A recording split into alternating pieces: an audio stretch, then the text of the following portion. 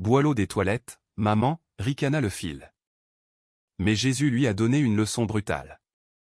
Le soleil de Provence tombait comme du plomb en fusion sur l'arrière-cour de la maison de campagne dans le quartier des Tilleuls. 38 degrés, indiquait le thermomètre rouillé accroché au mur de pierre ocre, délavé par des décennies de Mistral et de lumière crue. Marie Dubois, 72 ans, avait les mains ridées, presque dissoutes dans l'eau savonneuse du grand lavoir en ciment, frottant avec une énergie qui démentait son âge la chemise de travail maculée de graisse de moteur que son fils avait jetée ce matin-là dans le panier à linge sans même lui jeter un regard. « C'est pour ça que tu es là, la vieille » avait grogné Stéphane en se dirigeant vers son atelier de mécanique. « Pour servir à quelque chose. » 30 ans.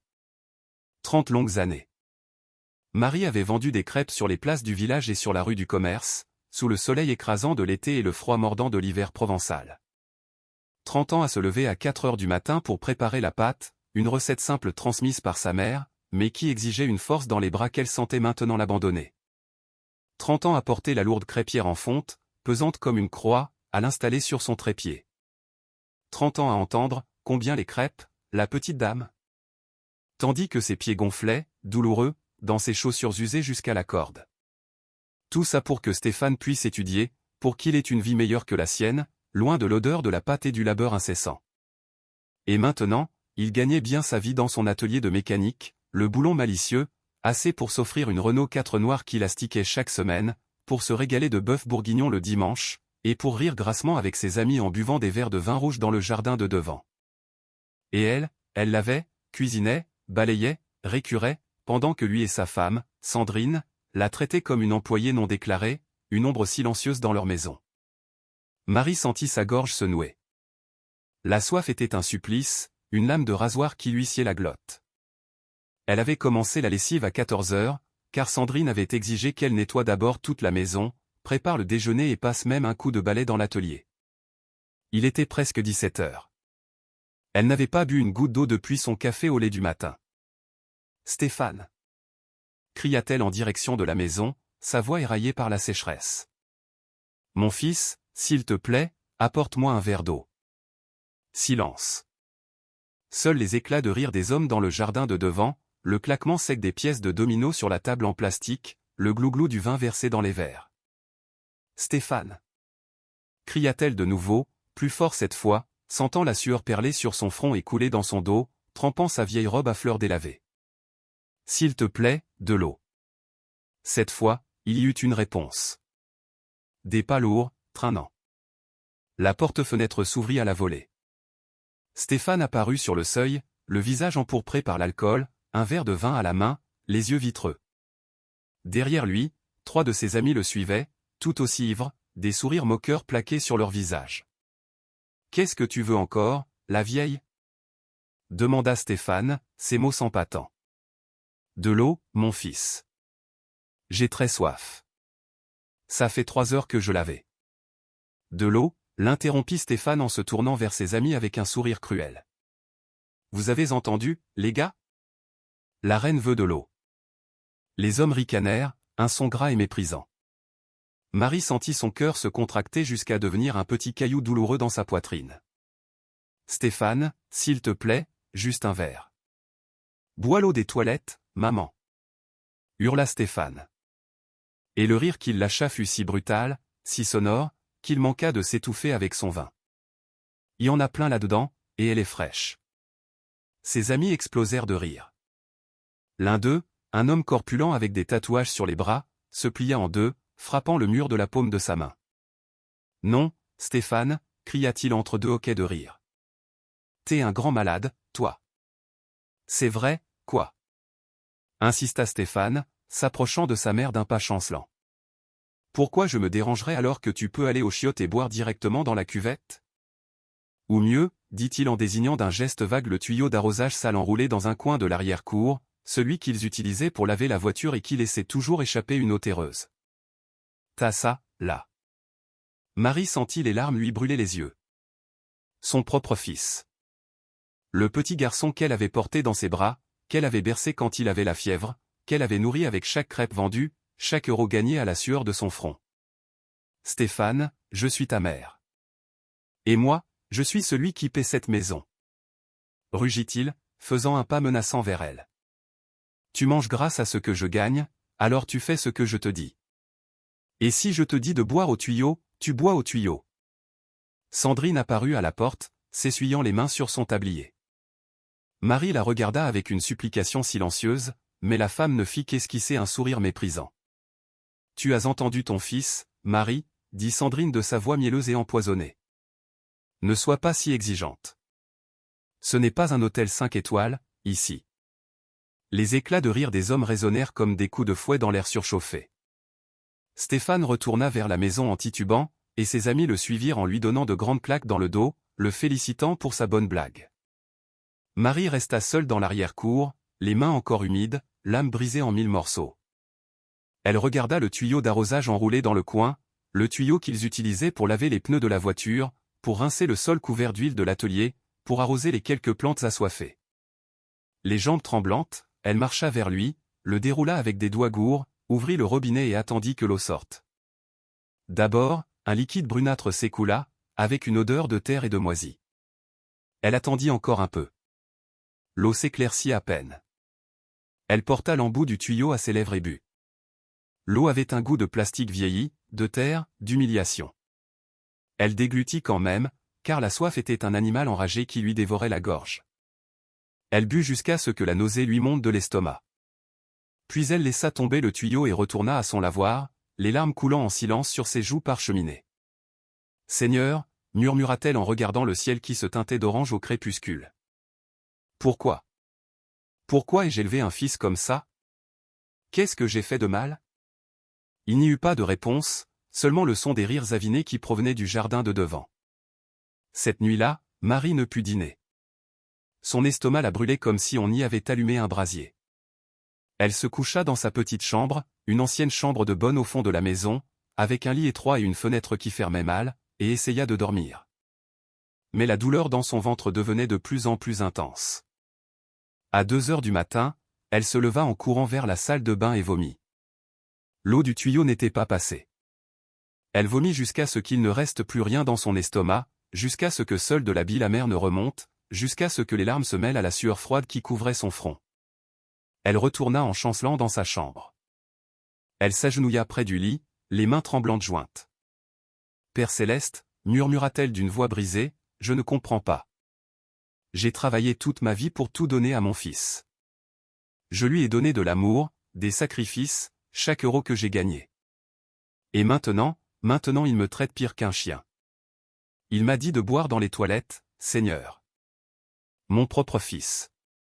Le bébé que j'ai allaité, que j'ai soigné quand il était malade, que j'ai éduqué avec des larmes et des prières. » Sa voix se brisa en un sanglot déchirant. « Où es-tu, mon Dieu? M'as-tu abandonné, toi aussi? Est-ce la fin que je mérite après toute une vie à essayer de faire le bien? » Dehors, le vent nocturne de Provence sifflait dans les interstices de la fenêtre. Marie se recoucha, serrant son ventre douloureux, sentant chaque fibre de son être crier d'humiliation et d'abandon.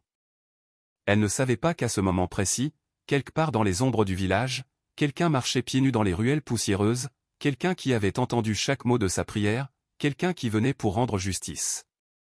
Le jour suivant se leva sur un ciel couleur de cendre. Marie se réveilla avec de la fièvre.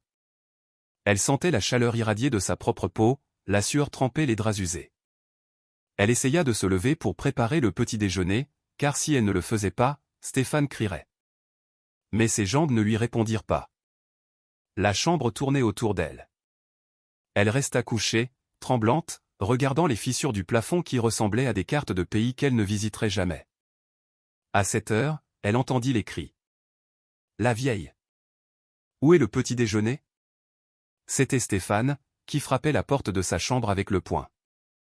Ouvre, feignante. Je dois aller à l'atelier. Marie essaya de répondre, mais seul un faible gémissement sortit de sa gorge. La porte s'ouvrit violemment. Stéphane apparut, déjà vêtu de son bleu de travail, le front plissé. « Qu'est-ce que tu as encore » demanda-t-il avec agacement. « Je suis malade, mon fils, » murmura Marie. « L'eau d'hier m'a rendu malade. » Stéphane renifla. « Toujours avec tes drames. Lève-toi. Sandrine a faim et moi aussi. Je ne peux pas. J'ai de la fièvre. Je m'en fous. Cria Stéphane en donnant un coup de pied dans le mur. J'en ai marre de t'entretenir. Toute la journée tu te la coules douce comme une reine et moi je travaille comme un âne. Stéphane, s'il te plaît. La porte claqua, faisant trembler les cloisons minces. Marie entendit Stéphane crier à Sandrine, « Cette vieille ne sert plus à rien. Que des dépenses, un vrai fardeau. » Sandrine répondit de sa voix aiguë, « Tu devrais la mettre dans une maison de retraite publique, mon amour. Elle a fait son temps. Tu es grand maintenant, tu es autonome. Pourquoi la garder ici? » Tu as raison, répondit Stéphane. Dès que le mois est fini, je l'emmène dans un de ces hospices de l'État. Que la société s'occupe d'elle. Marie ferma les yeux. Les larmes roulèrent en silence sur ses tempes et se perdirent dans ses cheveux blancs. Une maison de retraite. Après 30 ans à vendre des crêpes sous le soleil, après avoir sacrifié sa jeunesse, sa santé, ses rêves. Une maison de retraite publique où elle mourait seule, oubliée comme un vieux meuble qui ne sert plus. Seigneur, murmura-t-elle, pourquoi ne me prends-tu pas maintenant? Pourquoi veux-tu que je continue à souffrir ainsi? Elle passa le reste de la journée entre la fièvre et les sommeils agités. Personne ne vint la voir. Elle entendit Sandrine préparer quelque chose à manger. Des crêpes brûlées, d'après l'odeur. Elle entendit Stéphane rentrer de l'atelier à midi. Elle les entendit manger en riant, en parlant d'acheter une nouvelle moto. Personne ne lui apporta ne serait-ce qu'un verre d'eau. Quand le soleil commença à décliner et que les ombres s'allongèrent dans sa chambre, Marie réussit à se lever avec effort. Elle devait aller aux toilettes. Elle s'appuya au mur, traînant les pieds, sentant que chaque pas était une agonie. Elle passa par la cuisine. Stéphane et Sandrine étaient assis devant la télévision, regardant un feuilleton télévisé. « Ah, t'es levé ?» demanda Stéphane sans se retourner. « T'as intérêt à préparer un bon petit déjeuner demain. Aujourd'hui, on a mangé de la merde. » Marie ne répondit pas. Elle continua son chemin jusqu'à la salle de bain. En revenant, elle vit que Stéphane avait laissé son assiette sale sur la table, avec des restes de haricots blancs et de riz collés. « Lave ça, » ordonna Sandrine depuis le canapé. « Je ne vais pas laisser les fourmis s'installer. » Marie regarda l'assiette, puis ses mains tremblantes, puis son fils qui ne détachait pas les yeux de l'écran. « Tu vas pas la laver, la vieille ?» demanda Stéphane d'une voix menaçante. Avec le peu de force qui lui restait, Marie lava l'assiette, puis retourna dans sa chambre et s'effondra sur son lit. Cette nuit-là, la fièvre empira. Elle délirait. Elle voyait son défunt mari, Pierre, debout dans un coin de la pièce, lui souriant de ce sourire qui lui manquait tant. « Bientôt, ma Marie, » lui disait Pierre. « Bientôt, tu te reposeras. »« Je veux partir avec toi, Pierre, » murmurait-elle, « je n'en peux plus. » Mais alors, elle entendait la voix de sa mère, morte depuis 20 ans, qui lui disait avec fermeté, « Pas encore, ma fille. Dieu a encore quelque chose pour toi. Patiente encore un peu. » À 23 heures, elle entendit frapper à la porte d'entrée. Des coups doux, presque timides. Toc, toc, toc. Stéphane ouvrit, de mauvaise humeur. « Qu'est-ce que vous voulez ?» aboya-t-il. Une voix d'homme, douce et lasse, « Excusez-moi, monsieur, pourriez-vous me donner un verre d'eau ?»« Dégagez !» cria Stéphane. « Je ne fais pas l'aumône au poivreau. Je ne suis pas ivre, monsieur. J'ai seulement soif. »« Que tu dégages, j'ai dit. » Le claquement de la porte résonna dans toute la maison. Marie, couchée dans sa chambre, entendit les pas de l'homme s'éloigner. Elle entendit le son de quelqu'un qui se traînait, fatigué, vaincu. Quelque chose en elle bougea, une force qu'elle ne savait pas posséder encore. Elle se leva du lit, chancelante, s'agrippant au mur. Elle sortit par la porte arrière de sa chambre, celle qui donnait sur l'arrière-cour, et contourna la maison d'un pas lent et douloureux. Dans la rue sombre, à peine éclairée par un lampadaire vacillant, elle vit la silhouette d'un homme.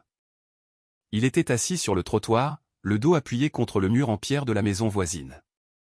Il portait des vêtements élimés, des sandales usées, les cheveux longs et en désordre. Son visage était couvert de la poussière du chemin. « Excusez-moi, » dit Marie d'une voix faible. « Monsieur. » L'homme leva la tête. Ses yeux. Marie n'oublierait jamais ses yeux. Ils étaient profonds, sombres, mais il y avait quelque chose en eux. Quelque chose qui semblait vous transpercer jusqu'à l'âme, non pas avec jugement, mais avec une compassion si immense que c'en était douloureux. « Oui, madame » demanda l'homme d'une voix douce. « Voulez-vous entrer » demanda Marie, presque sans voix. « Je peux. Je peux vous donner de l'eau et quelque chose à manger. » L'homme sourit. Un sourire triste, mais plein de tendresse. « Je ne voudrais pas vous déranger, madame. On voit que vous êtes malade. » Ce n'est pas un dérangement, insista Marie. « S'il vous plaît. » L'homme se leva avec des mouvements lents, comme si chaque muscle lui faisait mal. Il suivit Marie par l'arrière-cour, entrant par la porte de service. Elle le guida jusqu'à la petite table qu'elle avait dans sa chambre, une vieille table en bois avec une chaise bancale. « Asseyez-vous, je vous en prie, » dit Marie. « Je vous apporte de l'eau. » Elle alla à la cuisine, se déplaçant comme un fantôme, et remplit un verre d'eau de la carafe. Elle prit aussi 3 crêpes qu'elle avait mises de côté et un morceau de fromage qu'elle avait gardé. Elle retourna dans sa chambre. L'homme prit le verre et but lentement, les yeux fermés, comme si c'était l'eau la plus précieuse du monde. « Merci, madame, dit-il quand il eut fini. Que Dieu vous bénisse. » Marie s'assit sur son lit, sentant que ses jambes ne la portaient plus. « D'où venez-vous » demanda-t-elle. « De loin, » répondit l'homme. « Très loin. Je marche de maison en maison, de village en village. »« Et vous avez une famille » L'homme sourit avec tristesse. « J'ai beaucoup de frères et de sœurs, mais la plupart ne me reconnaissent pas. Parfois, ils me chassent même, comme votre fils l'a fait tout à l'heure. » Marie baissa les yeux, honteuse. « Pardonnez Stéphane. Il n'a pas toujours été comme ça. »« Je sais, » dit l'homme. « Et vous, madame, pourquoi pleurez-vous » Marie fut surprise. Elle ne s'était pas rendue compte qu'elle pleurait de nouveau. « Je ne. »« Si, vous pleurez » insista l'homme d'une voix douce. « Et ce n'est pas seulement à cause de la fièvre, n'est-ce pas » Quelque chose dans cette voix fit que Marie ne put plus se retenir. Comme une digue qui se rompt, tout sortit. Elle lui parla des 30 ans à vendre des crêpes, des genoux enflés, des pieds empoulés, des hivers glaciales sur les places. Elle lui parla de Stéphane enfant, si doux, si affectueux, et du Stéphane d'aujourd'hui, cruel, impitoyable.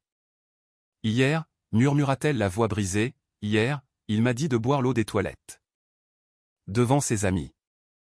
Il a ri. Ils ont tous ri. L'homme ferma les yeux.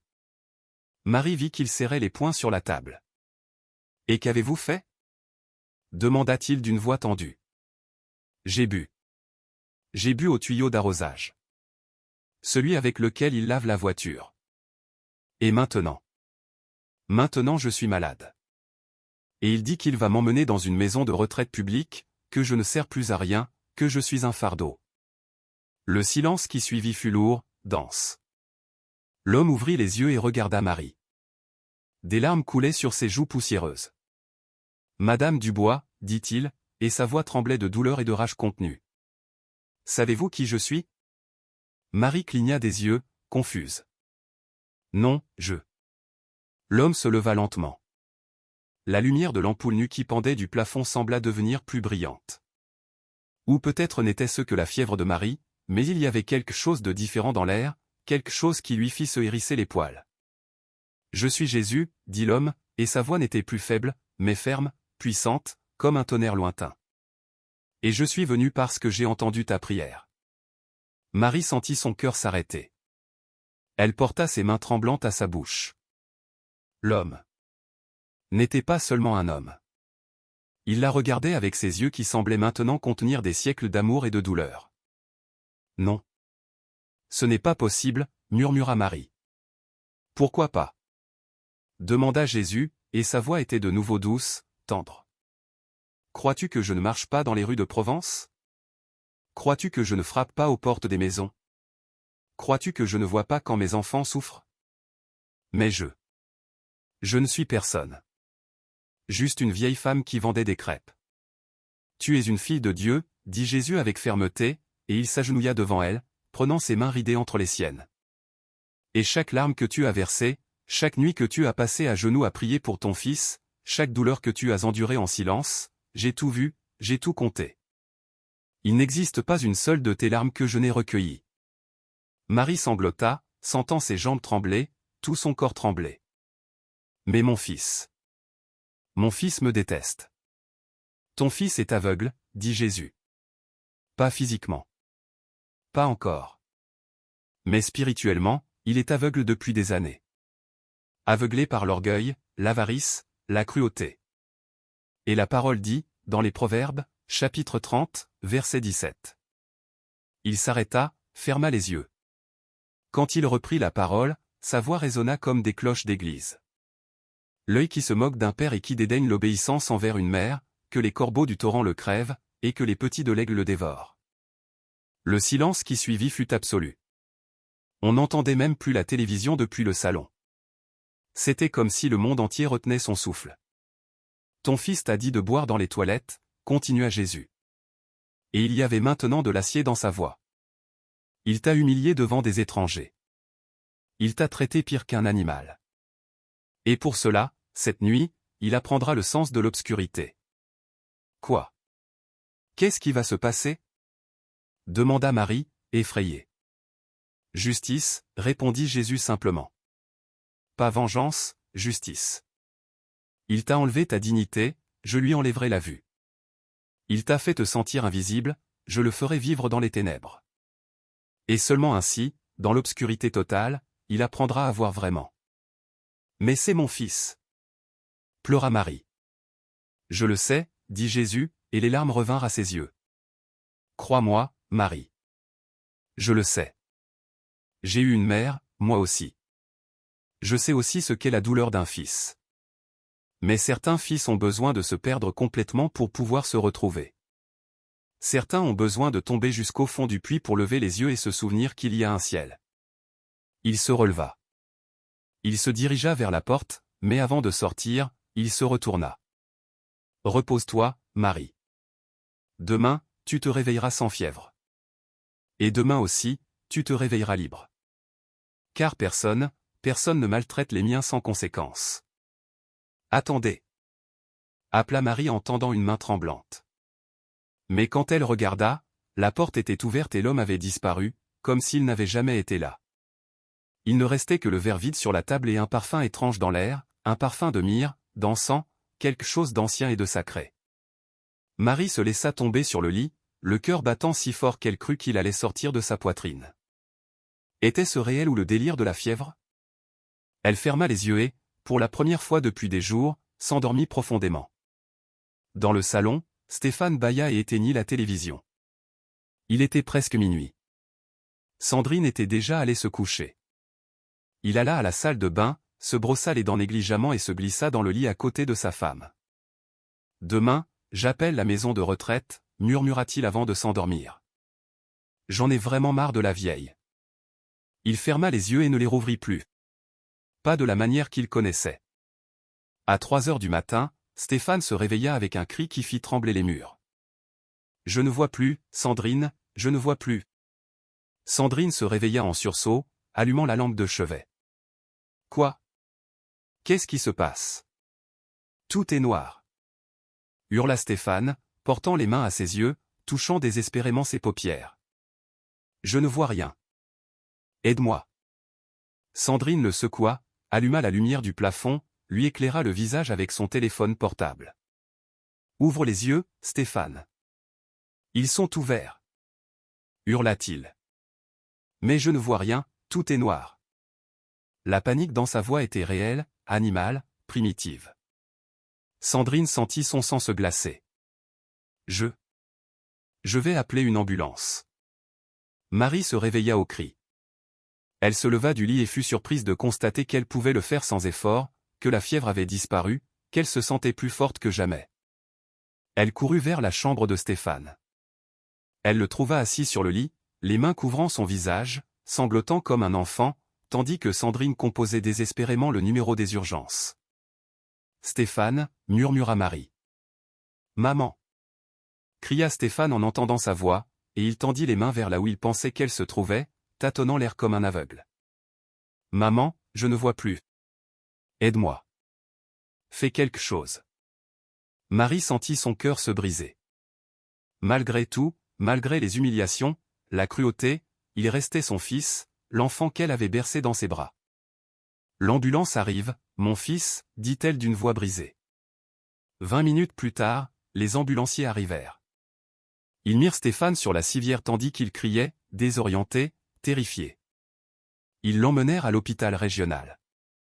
Le médecin qui s'occupa de lui était un homme âgé, avec des lunettes épaisses et une expression sérieuse. Après l'avoir examiné pendant 2 heures, il sortit dans la salle d'attente où Marie et Sandrine attendaient. « Famille de Stéphane Dubois », appela-t-il. Marie se leva, les jambes tremblantes. « Je suis sa mère. » Le médecin soupira profondément. « Madame, votre fils a subi un décollement bilatéral de la rétine. Complet, sur les 2 yeux. »« Quoi? Qu'est-ce que ça veut dire ?» demanda Sandrine. « Ça veut dire qu'il est aveugle. Et je crains que ce ne soit irréversible. » Le silence qui suivit fut comme une pierre tombale qui s'abat. « Non, » murmura Sandrine. « Ce n'est pas possible. Faites quelque chose. Une opération. » « Il n'y a pas d'opération pour ça, » dit le médecin avec regret. « Les dommages sont trop étendus. Je n'ai jamais vu une chose pareille. C'est comme si quelque chose avait arraché les rétines. En 40 ans de médecine, je n'ai jamais rien vu de tel. » Marie ferma les yeux. Elle entendit de nouveau la voix de Jésus, l'œil qui se moque d'un père. « Que les corbeaux du torrent le crèvent. »« Vous pouvez aller le voir ?» demanda le médecin. « Il est très agité. » Ils entrèrent dans la chambre. Stéphane était assis sur le lit d'hôpital, des bandeaux couvrant ses yeux, les mains agrippant les draps blancs. Quand il entendit des pas, il tourna la tête vers là où il croyait qu'il se trouvait. « Maman » appela-t-il d'une petite voix effrayée. « C'est toi. »« Oui, mon fils, » répondit Marie. « Je suis là. » Stéphane se mit à pleurer, des larmes qui s'infiltraient à travers les bandeaux. « Maman, pardon. Pardonne-moi. Je ne voulais pas. Je ne. » Il se tut, car à ce moment-là, il se souvint. Il se souvint des mots qu'il avait prononcés. « Bois l'eau des toilettes, maman. » Il se souvint des éclats de rire. Il se souvint d'elle, buvant à ce tuyau d'arrosage sale. Et maintenant, lui, il ne reverrait plus jamais. Plus jamais un lever de soleil. Plus jamais le visage de sa mère. Plus jamais son propre reflet dans le miroir. « Pardonne-moi » sanglota-t-il. « Pardonne-moi, maman. » Marie s'approcha, lui prit la main. La main de son fils, qui tremblait comme une feuille au vent. « Je te pardonne, Stéphane, » dit-elle, bien que les larmes coulassent sur ses propres joues. « Mais ceci n'est pas mon œuvre. » Les jours suivants furent un enfer pour Stéphane. Pas seulement physiquement à apprendre à se mouvoir dans un monde de ténèbres totales, trébuchant sur les meubles, se brûlant avec la cuisinière, tombant dans les escaliers mais mentalement. L'obscurité extérieure n'était rien comparée à l'obscurité intérieure qui le consumait. Sandrine, qui l'avait tant encouragé à maltraiter sa mère, le voyait maintenant comme un fardeau. « Je n'ai pas signé pour ça », lui dit-elle la 3e nuit, alors qu'il pleurait dans son lit. « Je ne me suis pas mariée pour être la nounou d'un aveugle. »« Sandrine, s'il te plaît, » supplia Stéphane. « Ne me quitte pas. »« On verra », répondit-elle froidement. Marie entendait tout depuis sa chambre, et malgré la douleur, malgré la tristesse, elle ressentait autre chose, quelque chose qu'elle n'avait pas ressenti depuis des années, la paix. Une paix profonde, comme lorsque la mer se calme après la tempête. Les voisins commencèrent à être au courant. La nouvelle se répandit comme une traînée de poudre dans le quartier des Tilleuls. Le Stéphane de l'atelier s'est réveillé aveugle, disait-on à l'épicerie. Vous avez entendu? Il est arrivé quelque chose de bizarre au fils de la Marie. Murmuraient les femmes au marché. Certains venaient par curiosité morbide, sonnant à la porte pour confirmer si c'était vrai.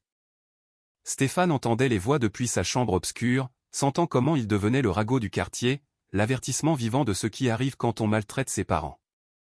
Un après-midi, Jean-Pierre, le propriétaire de la quincaillerie où Stéphane achetait ses outils pour son atelier, se présenta à la porte. C'était un homme de 60 ans, un catholique dévot, avec un chapelet toujours accroché au rétroviseur de sa fourgonnette. « Je suis venu voir si c'est vrai, » dit Jean-Pierre quand Sandrine lui ouvrit. « Entrez, » répondit-elle avec lassitude. Jean-Pierre entra dans la chambre où Stéphane était assis dans l'obscurité, palpant les murs pour s'orienter.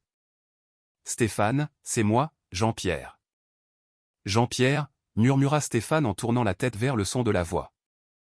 L'homme plus âgé s'assit sur la chaise à côté du lit. Il garda le silence un long moment, étudiant l'homme qui avait été son client pendant des années. Celui qui arrivait toujours dans sa Renault 4 noire, fier, riant fort, se vantant de ses profits. « C'est vrai ce qu'on dit ?» demanda finalement Jean-Pierre. « Que tu as dit à ta mère de boire l'eau des toilettes ?» Stéphane ferma les yeux, un geste inutile maintenant, et hocha la tête, baissée. « Oui, c'est vrai. » Jean-Pierre soupira profondément. « Mon garçon, je vais te raconter quelque chose que je n'ai jamais dit à personne. Quand j'avais ton âge, j'ai aussi maltraité ma mère. Pas aussi gravement que toi, mais je l'ai fait pleurer de nombreuses fois. Un jour, elle m'a dit, « Felipe, souviens-toi que tout ce que tu fais te revient, multiplié par 10. Si tu sèmes l'amour, tu récolteras l'amour. Si tu sèmes le mépris, tu récolteras le tourment. » Je ne l'ai pas cru. Mais regarde, te voilà, vivant cette vérité. On ne joue pas avec Dieu, Stéphane. On ne joue pas avec Dieu. Il se leva pour partir, mais avant de sortir, il posa une main sur l'épaule de Stéphane. Prie, mon garçon. Prie jusqu'à ce que tes genoux saignent. C'est la seule chose qui puisse te sauver maintenant. Une semaine après l'incident, Stéphane demanda à parler à sa mère. Marie entra dans la chambre. Il était assis sur le bord du lit, la tête basse, les mains jointes. « Maman » commença-t-il d'une voix rauque. « J'ai besoin que tu me racontes ce qui s'est passé cette nuit-là. »« Quelle nuit ?» demanda Marie, bien qu'elle sût parfaitement à laquelle il faisait référence. « La nuit où je suis devenu aveugle. Tu te souviens de quelque chose d'étrange ?» Marie hésita. Puis elle s'assit sur la chaise en face de lui. « Un homme est venu, dit-elle lentement. Un mendiant. Il a frappé à la porte. Tu l'as chassé. »« Je m'en souviens, » murmura Stéphane, honteux. « Mais je suis sorti et je l'ai fait entrer dans ma chambre. Je lui ai donné de l'eau, des crêpes. Et Elle s'arrêta. Les mots étaient difficiles à dire à voix haute. Quoi ? Pressa Stéphane. Il m'a dit qu'il était Jésus. Le silence fut si profond qu'on pouvait entendre le tic-tac de l'horloge murale dans le salon. Tic-tac. Tic-tac. Quoi ? Demanda finalement Stéphane d'une voix étranglée. Il m'a dit qu'il était Jésus, répéta Marie. Il m'a dit qu'il était venu parce qu'il avait entendu ma prière. Et il m'a dit que tu allais payer pour ce que tu m'avais fait. Non, murmura Stéphane. Non, non, non. Il a cité un verset, continua Marie. Proverbe 30, 17. L'œil qui se moque d'un père. Que les corbeaux du torrent le crèvent. Stéphane porta les mains à son visage, touchant les bandeaux qui couvraient ses yeux morts. C'était lui. Vraiment, c'était lui. Je ne sais pas, mon fils, répondit Marie honnêtement. Peut-être que ce n'était qu'un homme. Peut-être que je délirais à cause de la fièvre. Ou peut-être que c'était bien lui. Est-ce que ça a de l'importance ? Ce qui importe, c'est que tu m'as traité comme une ordure et maintenant. Maintenant je suis aveugle, termina Stéphane, et sa voix était un gémissement d'animal blessé. Aveugle pour toujours, parce que je t'ai dit de boire dans les toilettes. Oui. Stéphane s'effondra. Il tomba à genoux sur le sol, sanglotant, frappant le carrelage de ses poings. Pardonne-moi, mon Dieu, pardonne-moi. J'ai été un monstre. J'ai été pire qu'un démon. Marie le regarda pleurer. Une partie d'elle voulait le consoler, le serrer dans ses bras comme quand il était enfant et qu'il faisait des cauchemars. Mais une autre partie, La partie qui avait été humiliée, frappée émotionnellement, réduite à moins que rien, cette partie resta immobile. Je t'ai déjà pardonné, Stéphane, dit-elle finalement. Mais le pardon n'efface pas les conséquences. Qu'est-ce que je vais faire? Pleura Stéphane. L'atelier, mon affaire. Comment vais-je travailler si je ne vois pas? Je ne sais pas. Tu vas t'occuper de moi? Demanda-t-il alors, levant la tête vers là où il croyait que sa mère se trouvait. Tu vas rester avec moi? Marie respira profondément. Non. Le mot tomba comme un marteau. Quoi? Murmura Stéphane. Je ne resterai pas, répéta Marie d'une voix ferme. Ta cousine Chloé m'a invité à vivre avec elle dans un village en Normandie. Je pars après-demain. Mais j'ai besoin de toi. Tu n'avais pas besoin de moi quand tu me faisais laver ton linge sale, dit Marie, et il y avait maintenant de l'acier dans sa voix. Tu n'avais pas besoin de moi quand tu me disais de boire dans les toilettes. Tu n'avais pas besoin de moi quand tu projetais de m'emmener dans une maison de retraite publique. Maintenant que tu es aveugle, maintenant, tu as besoin de moi. Maman. Je te pardonne, Stéphane. Vraiment, je te pardonne. Parce que garder de la rancune, c'est comme boire du poison en espérant que l'autre meure. Mais te pardonner ne signifie pas que je doive rester et continuer à être ton esclave. J'ai payé ma dette envers toi. Je t'ai élevé, je t'ai tout donné. Maintenant, tu dois apprendre à vivre avec les conséquences de tes actes. Tu ne peux pas me laisser comme ça, sanglota Stéphane. Si, je peux. Et je vais le faire.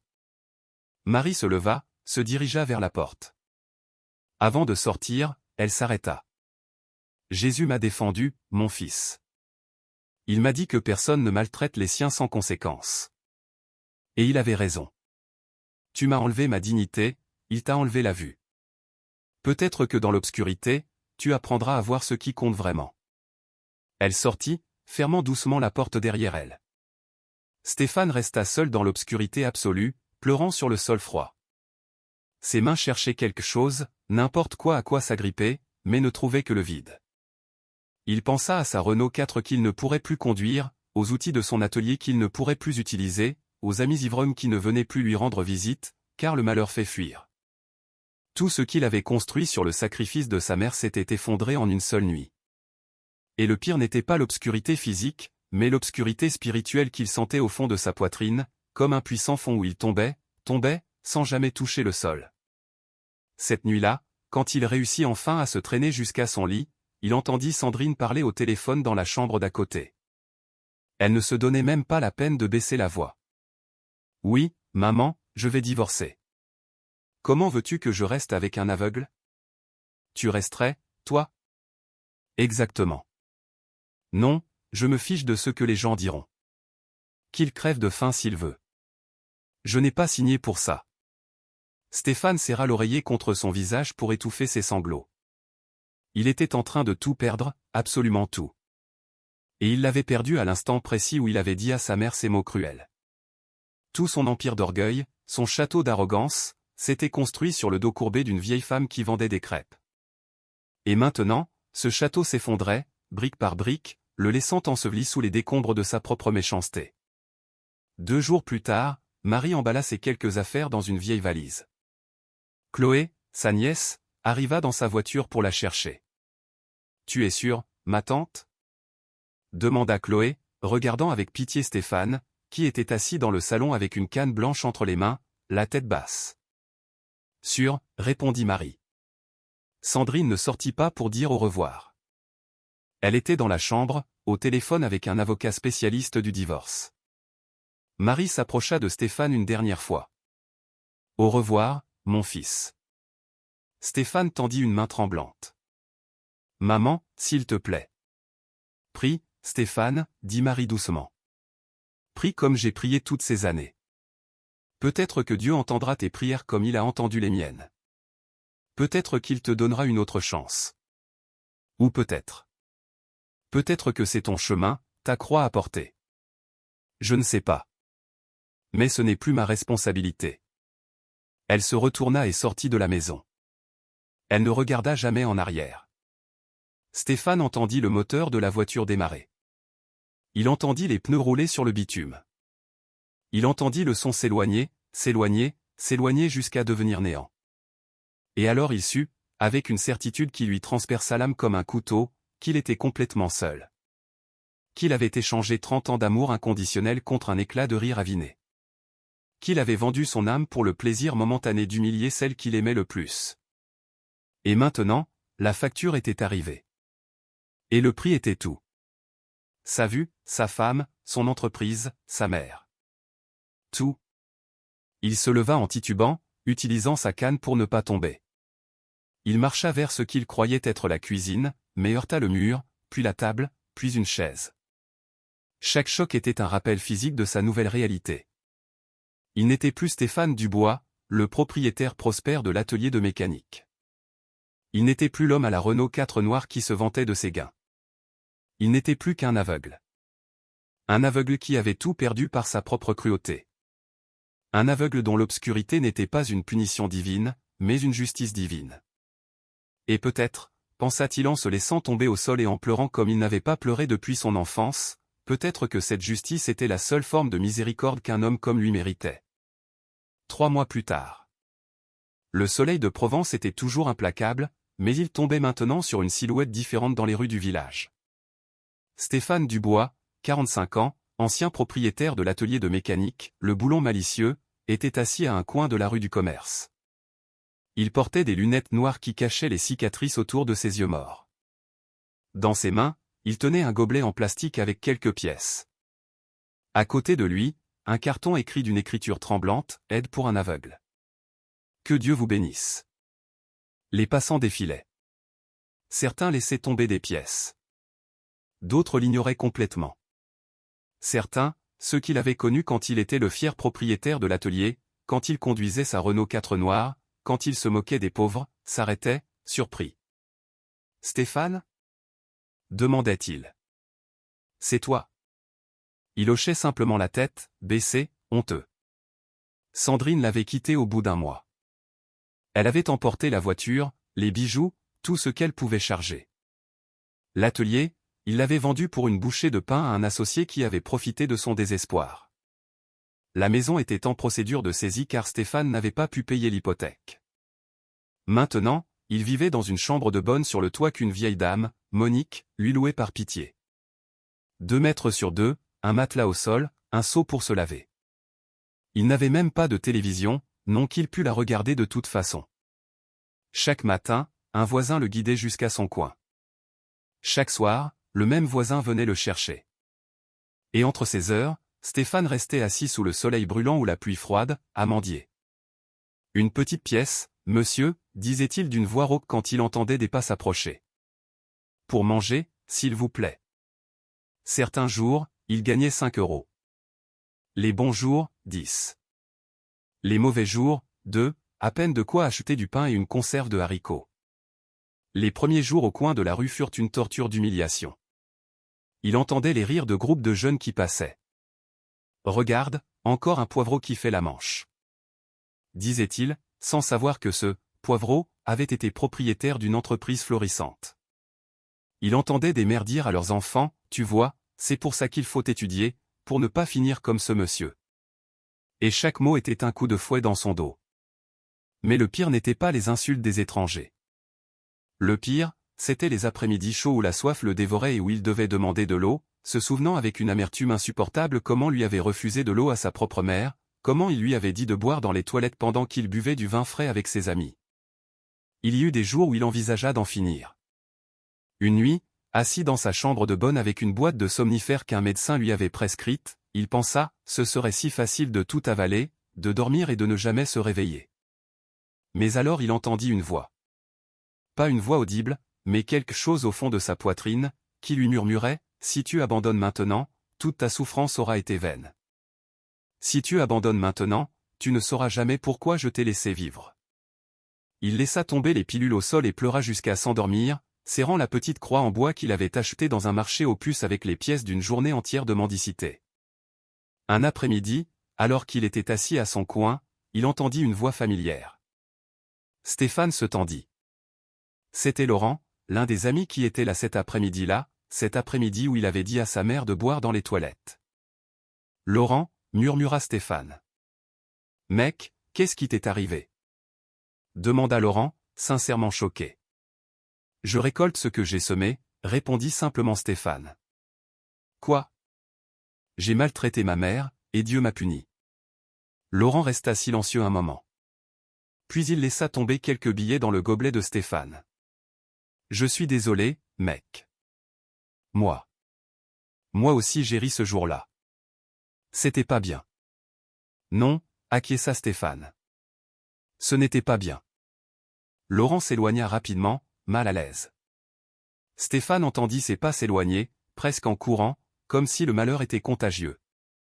Cette nuit-là, quand le voisin le ramena dans sa chambre, Stéphane s'agenouilla à côté de son matelas.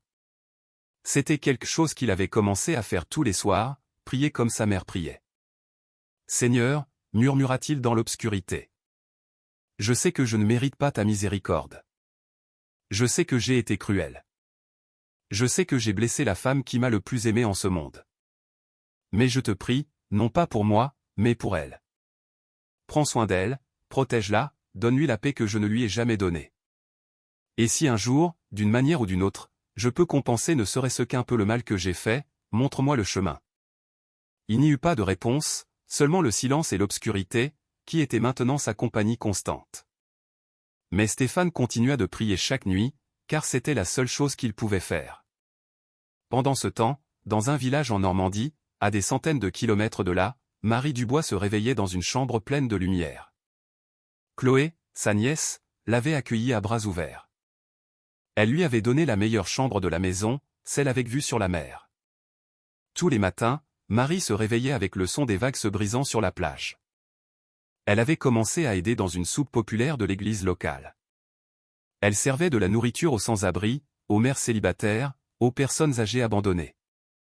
Des gens qui, comme elle l'avait été, avaient besoin que quelqu'un les voie, les valorise, les traite avec dignité.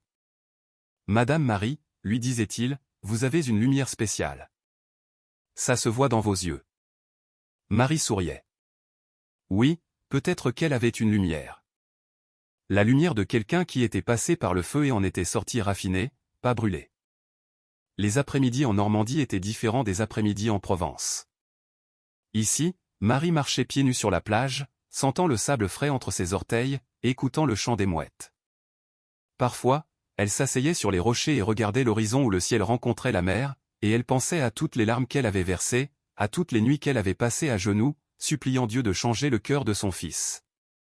Maintenant, elle comprenait que Dieu avait bien entendu ses prières, mais pas de la manière qu'elle attendait. Dieu n'avait pas changé Stéphane pour la rendre heureuse, elle. Dieu avait permis que Stéphane tombe pour le sauver d'une mort spirituelle bien pire que la cécité physique. Chloé l'observait avec admiration. Un soir, alors qu'elle dînait ensemble du riz avec des haricots et des crêpes fraîchement préparées, elle lui dit, « Ma tante, comment fais-tu? Comment peux-tu être en paix après tout ce que tu as traversé? Si mon fils m'avait traité comme ça, je... » Marie posa sa fourchette et regarda sa nièce avec ses yeux qui brillaient maintenant d'une sagesse acquise par la souffrance. « Chloé, ma chérie, je vais te dire quelque chose que j'ai appris. Le pardon n'est pas pour celui qui t'a fait du mal. Le pardon est pour toi-même. Si j'étais restée accrochée à la rancune, liée à la douleur, je serais morte de l'intérieur. Stéphane a déjà sa punition. Il paie déjà pour ce qu'il a fait. Pourquoi devrais-je porter ce fardeau, moi aussi? Dieu s'est chargé de rendre justice. Moi, je me charge de vivre en paix. » Un après-midi, alors qu'elle servait de la soupe à un homme âgé, l'homme la fixa. « Vous avez connu Jésus, n'est-ce pas? » Marie s'arrêta, la louche à la main. « Comment le savez-vous? » L'homme sourit. Il avait les yeux brillants, sages. Parce que seuls ceux qui ont été défendus par lui ont cette paix dans le regard. Cette certitude que, quoi qu'il arrive, ils ne sont pas seuls. Marie hocha lentement la tête. Oui, je l'ai connu. Une nuit, quand j'en avais le plus besoin. Il est venu chez moi. Et que vous a-t-il dit? Que personne ne maltraite les siens sans conséquence, répondit Marie. Qu'il voie chaque larme. Que rien ne reste impuni. L'homme acquiesça. C'est exact. Dieu est amour, mais il est aussi justice. Et parfois, l'amour le plus profond se manifeste dans la justice la plus sévère. Marie lui servit la soupe et passa au suivant dans la file, mais les mots de l'homme restèrent avec elle. Cette nuit-là, avant de dormir, elle s'agenouilla près de son lit. « Merci, Seigneur, murmura-t-elle. Merci de m'avoir défendu quand je ne pouvais pas me défendre seule. Merci de me rappeler que j'ai de la valeur, que j'importe, que je ne suis pas un déchet qu'on jette. Et pour mon fils Stéphane.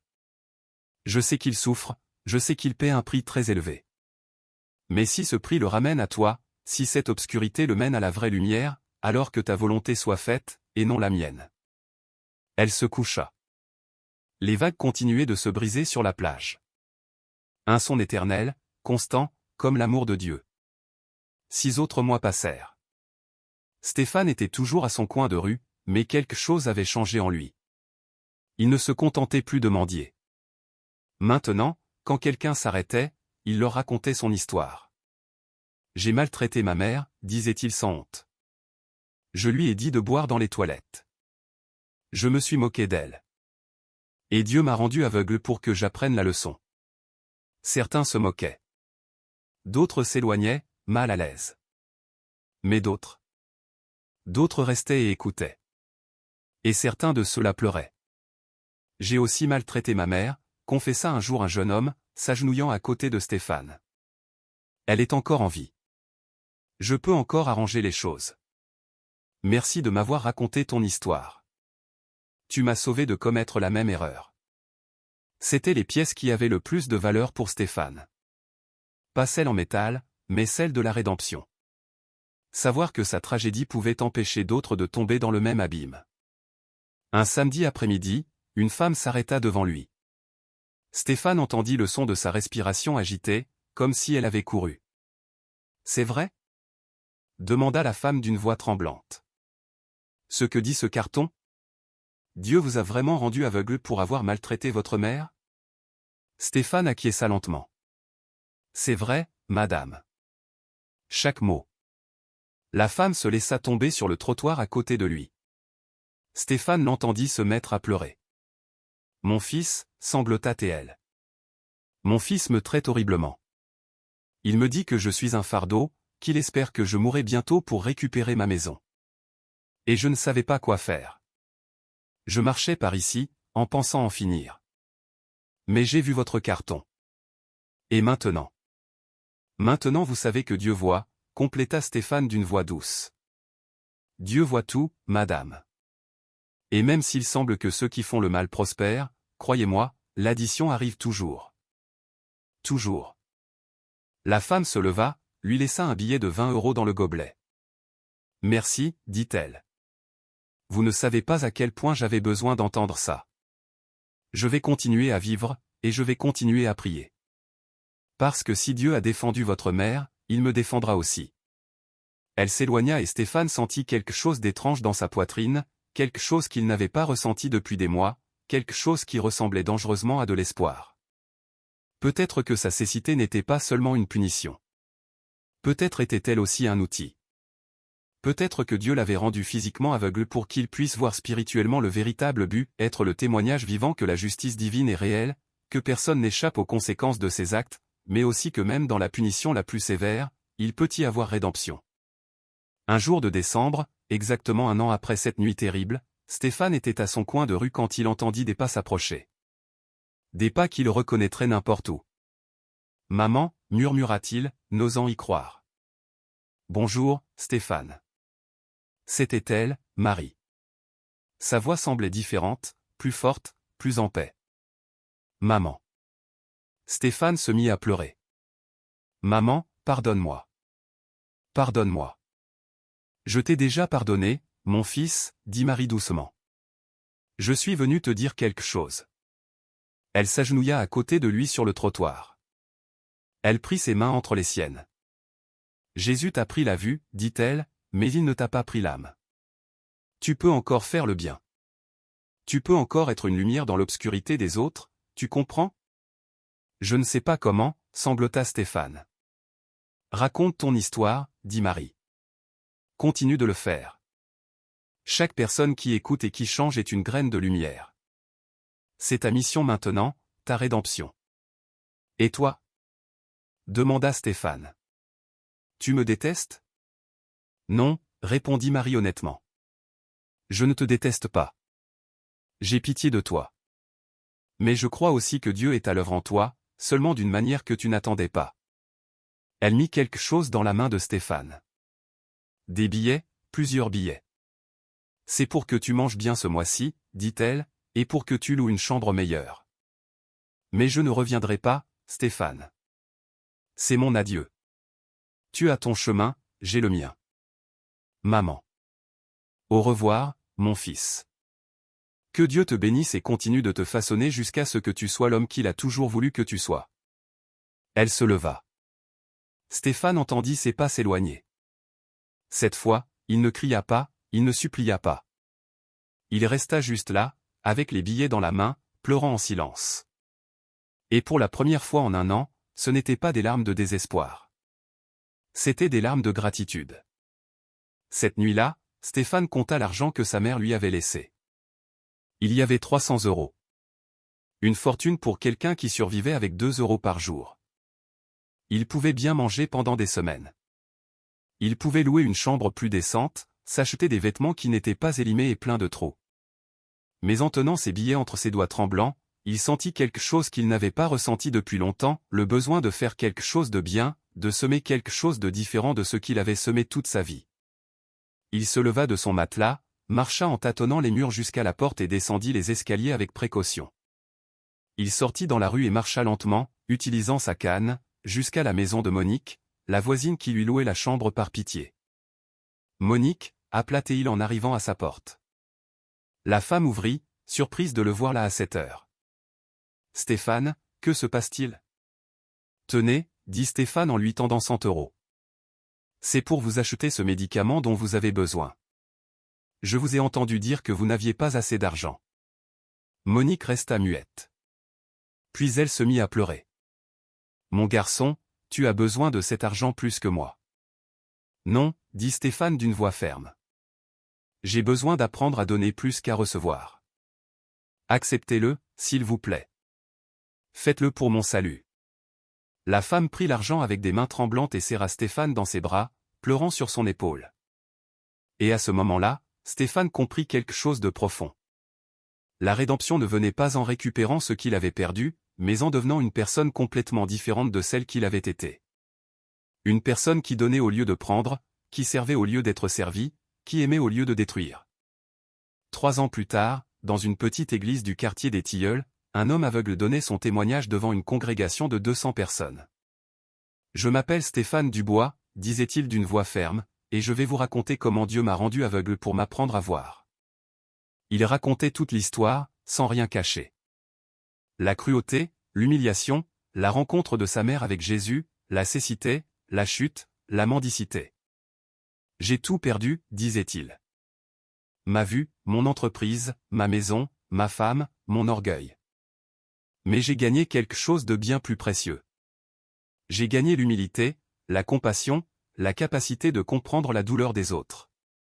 Et j'ai gagné le témoignage que Dieu est réel, qu'il agit, qu'il défend ceux qui ne peuvent pas se défendre seuls. Les gens pleuraient. Après le service, des dizaines s'approchaient pour le serrer dans leurs bras, lui demander de prier, lui raconter leurs propres histoires de réconciliation avec des parents qu'ils avaient maltraités. Stéphane avait trouvé son but. Non pas dans la lumière, mais dans l'obscurité. Non pas en voyant, mais dans le témoignage de l'aveugle qui, maintenant, voyait plus clair que jamais. Le pasteur de l'église, un homme de 50 ans nommé Nicolas, s'approcha de lui après le service. « Stéphane, mon frère, j'ai quelque chose à te proposer. » « Dites-moi, pasteur. » « Je veux que tu donnes ton témoignage dans toutes nos églises associées. À Lille, à Marseille, à Lyon. Ton histoire doit être entendue.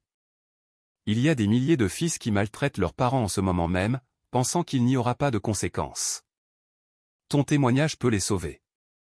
Stéphane sentit son cœur s'accélérer. Mais, pasteur, je ne suis pas un prédicateur. Je sais à peine lire la Bible en braille. Tu n'as pas besoin d'être un prédicateur, répondit le pasteur Nicolas. Tu as juste besoin de raconter ta vérité. Dieu fera le reste. Tu acceptes? Stéphane pensa à sa mère, à la façon dont elle avait vendu des crêpes pendant 30 ans sous le soleil ardent pour qu'il puisse avoir une vie meilleure. À la façon dont il avait gaspillé ce sacrifice dans l'orgueil et la cruauté. Et maintenant, il avait l'occasion d'honorer ce sacrifice d'une manière différente. De transformer sa honte en victoire, sa chute en témoignage, son obscurité en lumière pour les autres. J'accepte, dit-il d'une voix ferme. Pour ma mère, pour toutes les mères, j'accepte. Et en Normandie, Marie Dubois, maintenant âgée de 76 ans, continuait de servir à la soupe populaire, le sourire aux lèvres et la paix au cœur.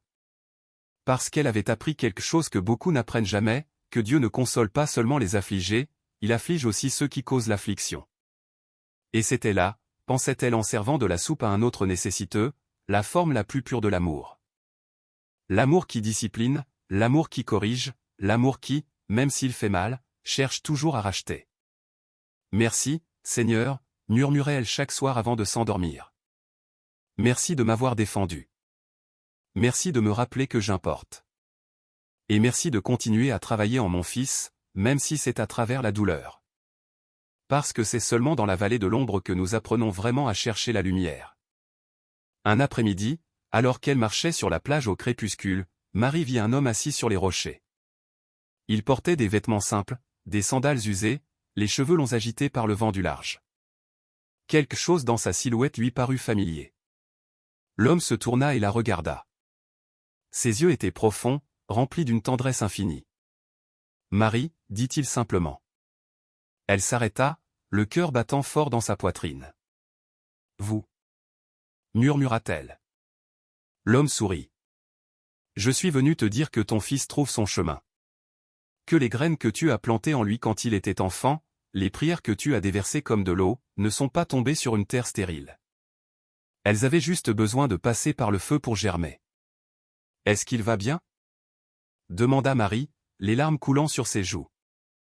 Il est aveugle, répondit l'homme, mais il voit plus clair que jamais. Il est pauvre, mais il est plus riche que lorsqu'il avait tout. Il est brisé, mais il est enfin complet. Il se leva. Le soleil couchant créait un halo doré autour de sa tête. Ton travail avec lui est terminé, Marie. Tu l'as élevé, tu l'as aimé, tu l'as pardonné, tu l'as libéré. Maintenant, c'est à mon tour de finir de le façonner. Repose-toi. Profite de ta paix. Tu l'as gagné avec les larmes et le sang de ton cœur. Il fit un pas vers elle et posa une main sur sa tête, comme une bénédiction.